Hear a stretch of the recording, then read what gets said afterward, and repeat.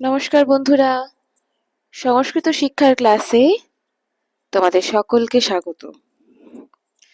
আজকে সংস্কৃত ক্লাসে আমরা শিখব সংখ্যা প্রকরণ, অর্থাৎ 1-2 কি করে সংস্কৃত ভাষায় দেবনাগরী অক্ষরে লেখা যায় সেটাই আজকে আমরা শিখব।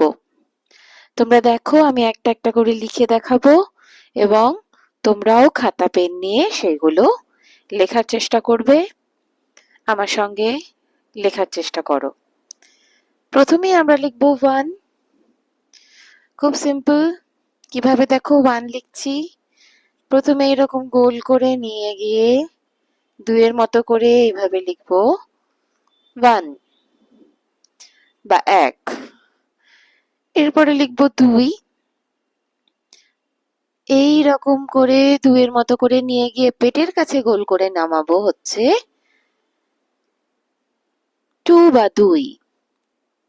1 আর 2 ভালো করে পার্থক্যটা দেখো। একে আমরা মাথার উপরে গোল করলাম এবং 2 এর ক্ষেত্রে পেটের কাছে গোল করেছি, মাথার কোনো গোল নেই। এইটা খেয়াল করেই তোমরা 1 আর 2টা ভালো করে চিনতে পারবে। দেবনাগরী অক্ষরে 3 লিখবো, আমাদের ইংরেজি 3 অক্ষরের মতোই এইভাবে নিয়ে পেটের কাছে একটু নিচের কাছে গোল করে এভাবে নামিয়ে দেব। এটা হলো 3। এরপর লিখবো 4। 4টা বাংলার 4-এর মতো এইভাবে নিয়ে যাবে, 4-এর মতো করেই যেভাবে লিখি, কিন্তু মাথাটা যুক্ত করবে না। হয়ে গেল 4 বা 4।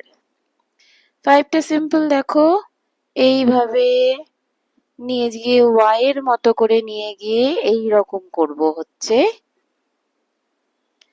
5।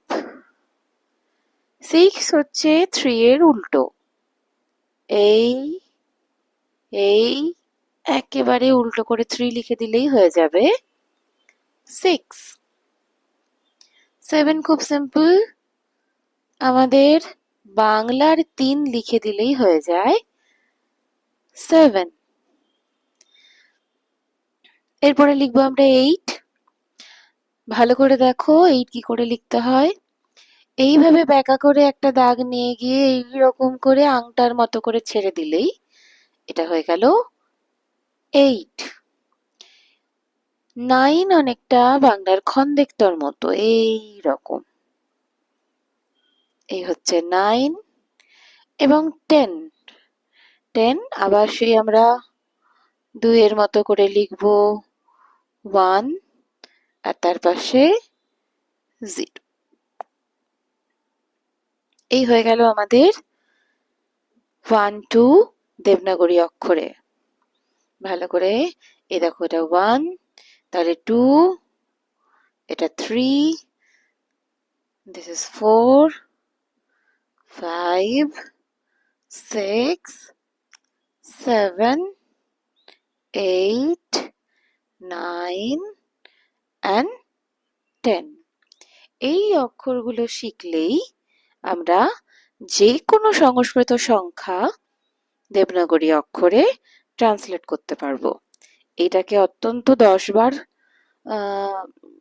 বার লেখো তোমরা, তাহলেই তোমাদের যে কোনো অক্ষর লেখা, যে কোনো সংখ্যা লেখা মুখস্থ হয়ে যাবে।